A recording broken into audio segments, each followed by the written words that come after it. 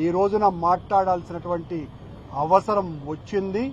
దీని మీద నిజంగా మీరు పారదర్శకంగా ఈ అభ్యర్థుల ఎంపిక జరిపి ఉంటే దాని మీద సిబిఐ ఎంక్వైరీ వేసి విచారణ చేసి మీ నిజాయితీని నిరూపించుకోవాల్సిందిగా కోరుతున్నాం.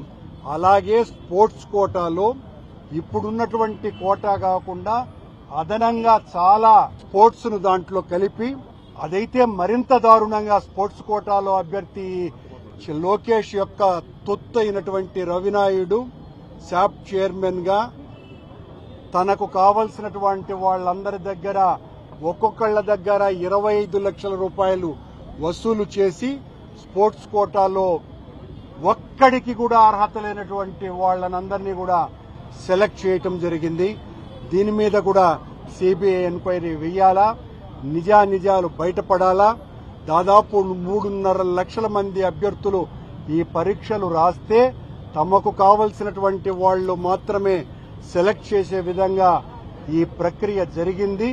ఇంత దుర్మార్గాన్ని ఎండగట్టాల్సినటువంటి బాధ్యత జగన్మోహన్ రెడ్డి గారు వైఎస్ఆర్ విద్యార్థి విభాగానికి అప్పగించినాడు కనుకనే ఈ రాష్ట్రంలో ఈ రోజున పెద్ద ఎత్తున విద్యార్థి యువజన సంఘాల నాయకత్వంలో పెద్ద ఎత్తున ఆందోళనలు చేస్తున్నాం. ప్రభుత్వం దిగి వచ్చేంత వరకు, సిబిఐ ఎంక్వైరీ వేసేంత వరకు ఈ ఉద్యమాన్ని మరింత ఉధృతి చేస్తామని హెచ్చరిస్తున్నాం.